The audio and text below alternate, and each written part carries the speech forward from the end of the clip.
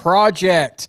Welcome. If you're new here, thank you for giving us your ear for a little bit, and for those returning for another amazing experience that you just can't get anywhere else. Welcome back. We're excited to have you here. And joining me, as always, is my co-host, Mr. McAllister. Michael, why don't you say hi to the fine folks on the other end of the mic there, buddy?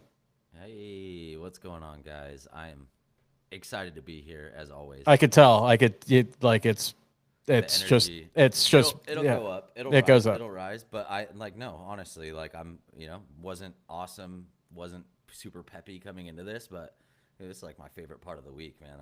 You can't not be in a good mood when we get on these. So Well, apparently you can. Apparently you can not be in a good mood. So, guys, I didn't want to start this way, but I'm going to apologize. I am going to apologize on behalf of Mr. McAllister. It's really not his fault. Sometimes he's just a little quiet. Just a little quiet on a Friday. just down in the dumps, you know. I'm not. I'm good. Frazier's on the East Coast. He's got an advantage. We do these at 7:00 in the morning on Fridays. Another excuse, and maybe one more excuse. But it's true. I'm a morning person. I already been up for like 5 hours. Michael just literally rolled out of bed and right into the podcast studio. It's like, visualize that at home, right? He just rolls right off his top bunk and right into the seat. His top bunk and right into the seat, and a mic right in his face, and I press record, and that's exactly how these things roll. All right, well, let's get into today's topic. Look, guys, like if you're, and it doesn't really matter where you're at in the industry. Whether you're a leader of a team, broker owner, executive, whoever you happen to be in this industry, tech adoption is a challenge, right? And as a loan officer, it's probably a challenge for you. You may hey, I went out and purchased a tool. I went and subscribed to something, but I'm only utilizing it at a very small percentage. And I could tell you, as a former owner, former executive, when we looked at vendors that would come to us and say, hey, this is our solution, a mortgage coach, MBS Highway, whatever it happens to be, a CRM. They would come and they would give us the whole dog and pony, all the data, all the cool stuff. And then we'd have loan officers saying, oh, yeah, that's something I heard, like some other person uses that. I saw it's pretty cool. It would help me do X, Y, and Z, right? The one thing that I've found is that the adoption rate, and I've found this both at, again, an executive and also as a consultant, when it comes to solutions and vendor management, is that most adoption is less than 40% when it comes to an enterprise, when it comes to whatever technology you're bringing in. And that's a challenge, because the problem is that when you're talking about opening it up to everyone, this is why owners don't want to do this, is because and if you're having a small team or you hire loan officers, you don't want to pay for their stuff because there's no skin in the game. One, but two is because adoption is low, and the problem is when it's low, when it's around 35%, that means that you're paying for 65% of the people that are never going to log into the, let alone use it at the highest level. And there's a lot of different, ways to go in this conversation, especially when it comes to tech adoption. And we see this on the vendor side. And I know, Michael, we have some scenarios and stories that we could, tap into, but today what we're going to talk about is how do you get your people to adopt stuff, right? And it's really comes from the top down, but not in the way that a lot of people think it does. And it really comes into not just hey, we brought it on us new solution, you need to utilize it. It goes far deeper than that. And Michael, as someone obviously from, we have, I don't know if we call them enterprise accounts, but we have what the enterprise level type offerings. What can you add to that adoption piece and the challenges and what you're seeing on the vendor side? Yeah. I always start that way. Yeah. Yeah. Why not? Yeah. That's shit. I'll say some, I'll add some value. Why not? Yeah. Tag me in, put me in, coach. Let's go. Yeah. So there are what we see is that there's a major difference in adoption when we have a high level producer involved in the scope from the beginning. Not only are we trying to generate buy-in on the adoption side, but we also try and generate, like, the way that we do that is we start by making sure that we're designing it for the people that have the, like, already have the most leverage in their business, right? A lot of the times tech tools are optimized for the average LO because, well, there's way more average LOs than there are top producing LOs.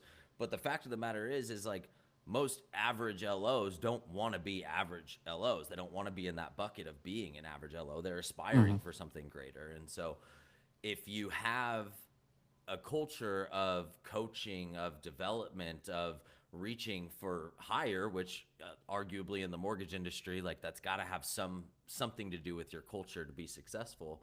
If you have that, then you have a kind of a secret, like, hidden advantage in tech adoption if you make sure that those producers, those, like, that top 10% of your team is involved in not only scoping it, like scoping the tech out. So meaning, like, what does that mean? Like, you know, I use high level as the example, obviously. And so, like, I want to make sure I cross apply it to other platforms as well. But with high level, obviously there's a lot of, like, customization that you do, a lot of, like, adopting to specific workflows and stuff like that.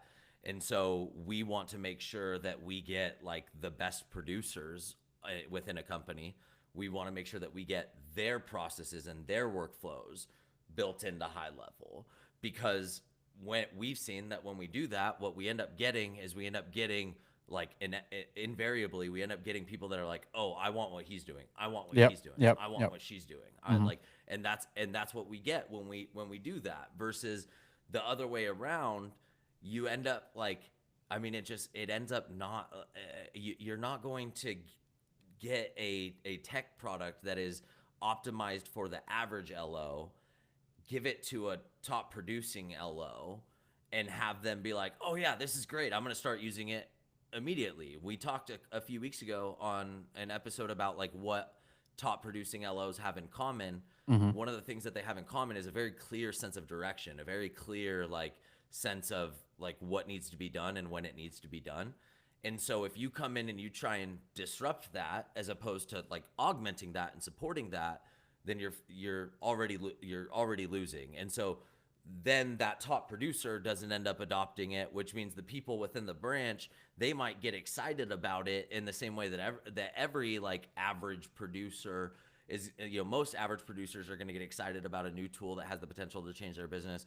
But when they pick up their head in a couple of weeks and they see that that top producer isn't using that tool, that adoption is going to fall off a cliff, and there's going to be no like motivation, no gravitational pull pulling them back into that adoption path. And so, yeah, that like we see a major difference when we can get that buy-in of the high level producers up front and get them using the tool. All of a sudden, like, it's almost like we don't even have to worry about everybody else. We don't even have to, we just focus our energy and attention on these top producers and getting them to like use the crap out of it. And like everybody else is going to come and follow and be like, hey, how can I get in? How can I do this? Like, can I have what he's having? And so, yeah, huge difference that we've seen, you know, kind of develop over the last year or so of us doing these enterprise setups. Yeah, and that, I'm glad you framed it that way, because it's true, right? And we did the same thing in my company, right? It's because from top down, it's not like an executive saying, "Oh, this is a great tool." It's like it's got to be championed. It's got to be championed, not just a one-time thing. It's like an ongoing deal that has to be championed through everybody, because otherwise it loses the momentum, because everyone's like, it's a shiny new toy. Maybe I'm interested in it. Maybe the vendor comes in and does like a dog and pony, a demo, cool. But then, you know, what happens is it just kind of goes away, and then there's no adoption, just because that's going to be like the propensity of where people go, as opposed to championing it. And like you said, it's like the when I say top down, is like I'm also talking about like the top producers who utilize the tool, right? Because if you go in any Facebook group and some, a loan officer, especially a loan officer that does a good amount of volume, says, "Oh, I swear by using Loom," for example, right? Or let's say BombBomb. I swear by BombBomb. It's a great tool, and it's definitely has allowed me to do, instead of like 5 units a month, it allows me to do like 15, right? someone puts that in a Facebook group, everyone's like, well, how does it do? Like, then you're going to get like, 70, 100 comments about like how, and this tool, never heard of it. I see it all the time. Right.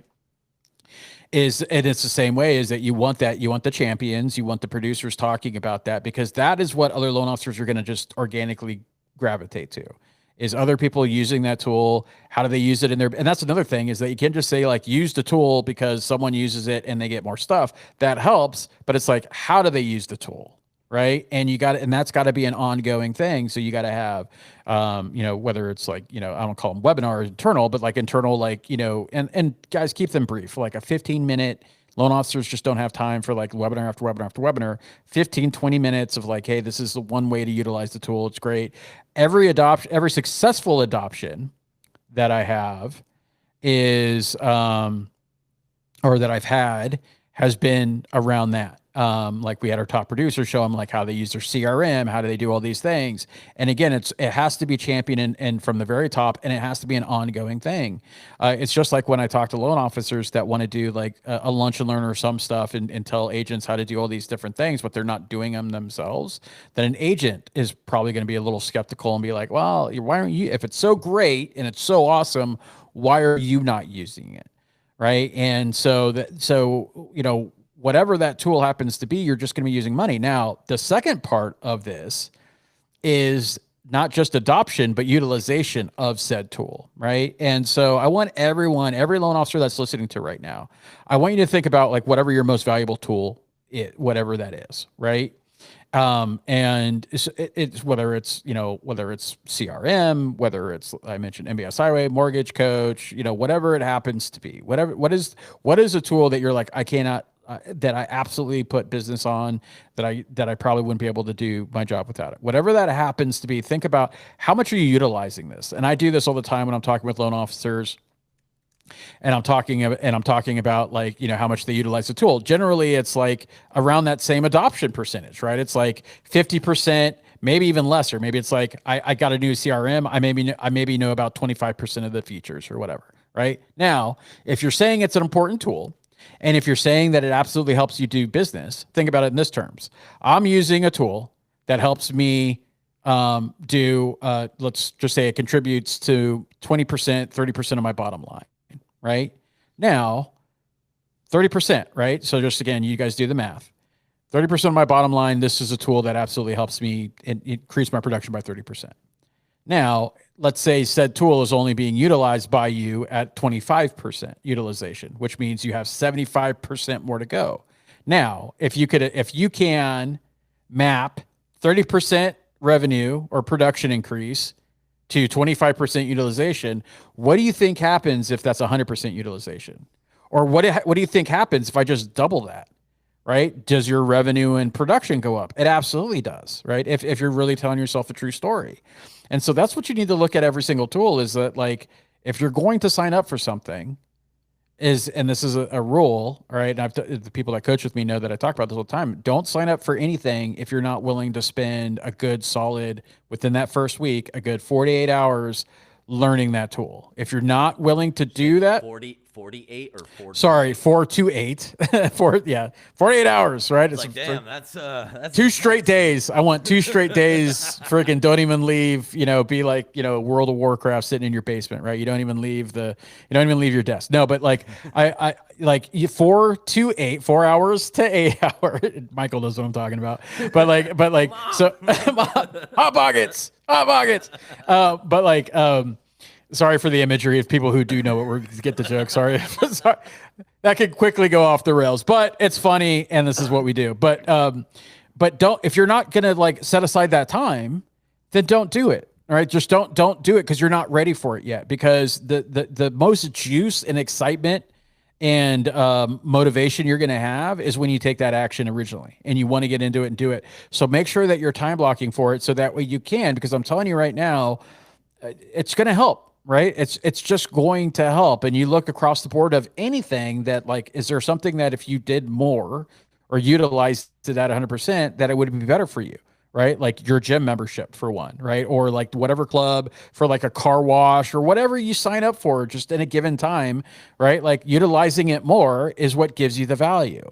And so again, these are the conversations you need to have just internally with your team, internally with yourself. But for those of you that are running a brokerage and those of you that are, running, 50, 60, 100, 200 or more loan officers, is that if you want to have adoption, right? That's something that you're bringing to the table, something that you're paying for, then you need to have champions. It needs to be ongoing and not just for like the first 3 months. It needs to be every single month, right? Like adoption is not a one-time thing, right? Tech adoption is an ongoing process.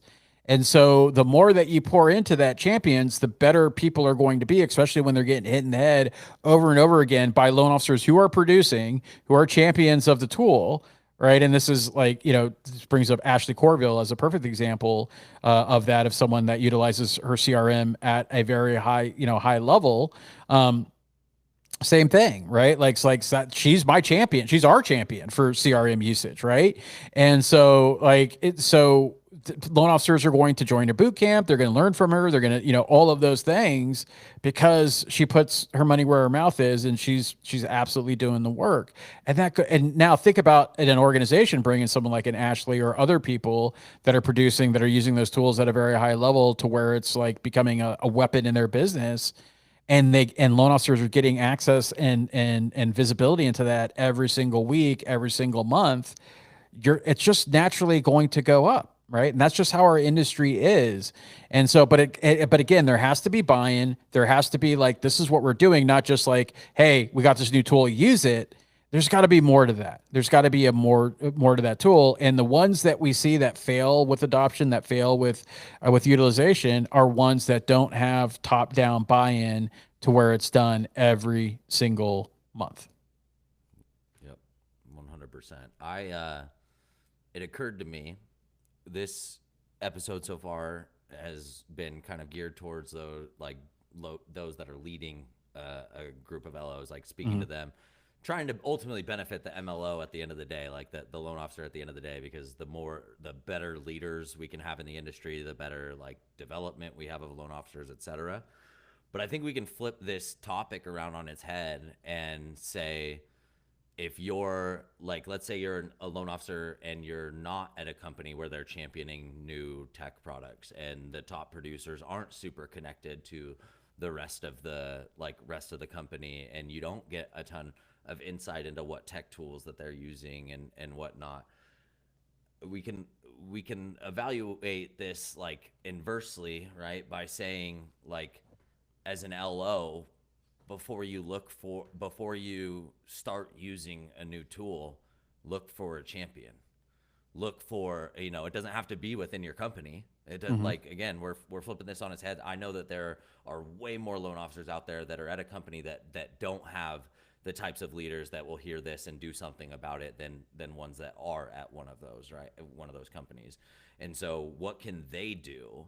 And again, my initial thought of this is like, you need to, like, the first thing that I wrote down while you were talking, that I was like, man, we need to hammer this, is like, evaluate tools in the context of the workflow that you use them in. Don't look for tools for the sake of having tools. You evaluate them based on how they're being used in a workflow. So that how question that you're talking about in the Facebook group, that's like the follow-up question to people saying, oh, I use this tool and I went from this many units to this many units, 5 units to 15 units or whatever. Context is everything. The workflow and how they're using that is everything, because we know for every LO that's using that tool and got an increase in 10 loans in their production, there's 10 that used it and never got those kind of results, because the workflow that they're using it in and how they use that tool matters so much. And so that, to me, makes it even more important if you're an LO listening to this and you're not having stuff championed from the top down within your company. Like, when you evaluate a new tool and whether or not to use it in your business, seek out that champion that's doing the level of production that you want to be doing, or doing more production than you are even, And not only like you're not only looking for validation in the sense of like, oh, is this person using this tool or not, but you're looking for the opportunity to see how they use that tool within their business. Because if what we're saying is that tech adoption works way better when you have a champion, champion pushing that from the top down and actually adopting and using that, then the inverse is true also, which means if you want to have a better chance at adopting your tech and doing it well, then you need to look for that champion, whether that champion is within your company or not. Kick it over to you. Like, what do you think? Like, we're on the right. Am I on the right track with that? And if so, like, how can an LO, using any software tool, like, what resources does an LO have to like go out and try and find another LO that's using that tool at a high level and connect with them? I know in fact, this is really cool. It's going to tee up like how we operate at Empower LO and our community and all that shit. It tees that up really well. But let's assume that they're not using Empower LO. They're not using high level. Like if I just signed up for a new tool because AIM or NAM or whoever, said, hey, we're partnered with these guys, and I don't know anybody that's using that, what can I do to go find somebody and connect with somebody that is using that, ask them those questions, and how valuable is that? Yeah, well, it's incredibly valuable. And I think one is check out the vendor on like YouTube. Like, so for example, Savage, I would say that in our industry, Dave Savage, founder, it's Trust Engine now, but Mortgage Coach is what most people know. I think no one does it better than Savage does, is that he has that community group for Mortgage Coach. He has his YouTube where he's doing constant videos with champions of the product, right? And Barry does a good job with MBS Highway as well. They have their own user group or whatever. But I would say Savage, just because he's got he's got like Todd Bookspan that comes in all the time, Jeremy Forcier, so he's got like good producers, solid like reputations that are talking about the product, right? Or you could call it like user generated content, UGC, right? And so if I'm a loan officer, I'm probably going on YouTube and I'm searching for the product to see who's going to be talking about it. Now, a lot of times you're going to see it straight from the vendor, but you're going to also, the smart vendors will have champions. Then that's the same reason they do it now, because at the end of the day, the vendor, what is the vendor going to say? Oh no, this is the thing to worry about or whatever. But no, they're going to this is how we use it. These are the pros. These are the cons. That's what you want to find. So one is asking the question in a Facebook group to see what loan officers have used it. Now you have to be careful. You got to vet that a little bit, because not every loan officer is going to work the same way as you. A lot of loan officers aren't going to utilize it, because we just talked about all that. A lot of loan officers, not all of them are cut from the same cloth, right? So you can only take what they say to a certain extent. Then start doing the research of the tool and what it can do, what it can't do, and ultimately know what you're trying to ask. So to me, it's in the community now with social media and everything else. It's a lot easier to go in there. Otherwise, you're just trying to find someone in your office or someone that you just happen to know in your market or whatnot. But I think just going and seeing other loan officers talk about the tool, and going online and seeing a Dave Savage and what they do with Mortgage Coach, and seeing the people that they put on YouTube and other videos in the Facebook group talking about the success, but they also match it with the strategy, right? So it's not just this is how you use it to a TC, because there's no real value in just showing someone how to use the product.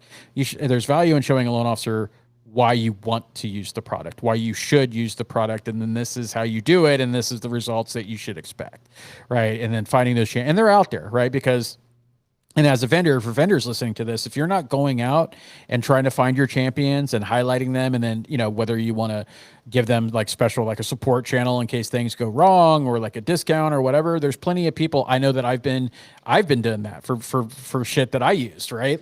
There's been solutions and things that I've done that people have either given it to me for free, or not paid for it, but or giving me a discount or something like that, because they wanted me to use me as their champion for the product and how to use it and how to be successful with it, so that in turn I will talk about that and then get other people to be interested in it as well. Now, this isn't something paying me to promote something. It's just, hey, it's a product I freaking use.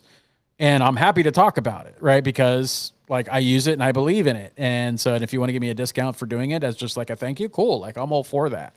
But that's how you go and look for it right now. And to me, it's definitely never been easier to do that. Yeah, really, really hammers home the value of community these days, and like the Yep. value of online community. If you like, it almost seems like not even worth talking about because we're always online and in these communities. But you go to an event like Tag and you realize, like, yes, we connected with so many people that we know online, but also how many people were there that like we likely have Mm-hmm. never ever connected with online. Yep. And is that, a lot of that is probably because there still is a lot of loan officers out there that like feel like spending time on Facebook is a waste of time, and Mm-hmm. they don't like it, or they don't get any business from it, and so they don't feel like they can justify it. But like the value of being able, because it's not just being able to go into a Facebook group and ask a question, it's the follow up to that. It's like if you go into a community like Brokers Are Better, and you're an active member of that community and you ask a question, you're not only going to get answers to that question, but you're going to get people that engage, that are willing to go deeper with you, which is really what you need in that case. Like just going into a Facebook group and asking and collecting the answers in the comments, like it's a poll, and weighing pros and cons from that, not going to do it. What will do it, again, going back to the topic of this, you're looking for that champion, and the champion can't just be saying, I use this. The champion has to actually be using it and has to be able to show and demonstrate like what their workflow is with that specific tool.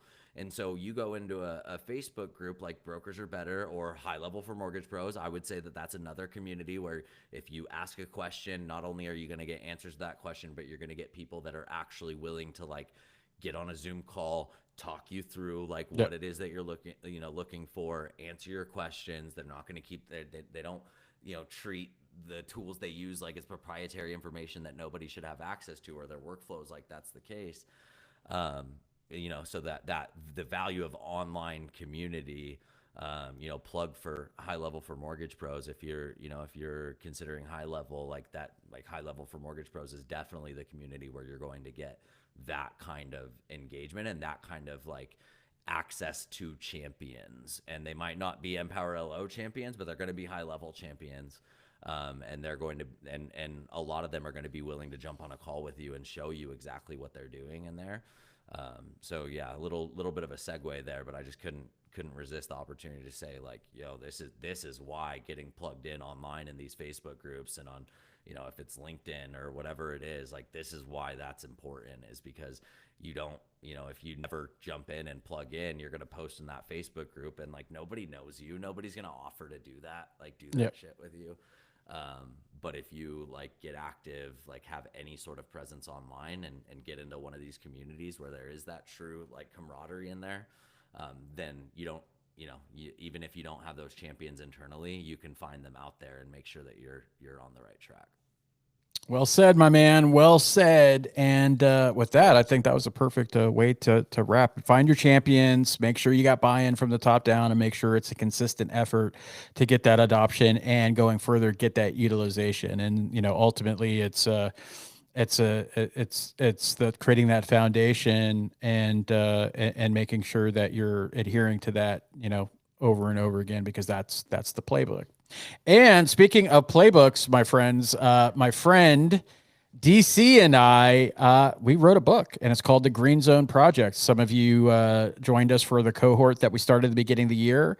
And some of you guys joined us at TAG for our first ever Green Zone live event. And guys, like we just hit #1 in our category, which is mortgages. We're also in the top 5 of every category for real estate sales and selling, real estate investing. So all of the categories in housing, we are in the top 5. We just released this book last Thursday, and it's available now. The link will be in the show notes, and we would love for you to check out a copy and give us a review. Let us know how you liked it, and Guys, we didn't write this book to become bestsellers. We didn't write this book to make a lot of money, as you'll see by the price. We wrote this book simply because we know that this is a playbook that any loan officer at any level can use to build a successful business, and we definitely want to give back to the community. So check that out. All right, my friends, this has been another episode of the MLO Project. Also in the show notes is a way to connect with Michael and me and let us know, give us feedback, give us reviews, continue us giving your ear downloads. We appreciate all the love and support for this podcast. We really enjoy doing it. And it is, of course, brought to you by and empowered by Empower LO, the bestest of the best when it comes to high-level needs for mortgage pros in this fine industry. We hope to see you on the next episode. Take care.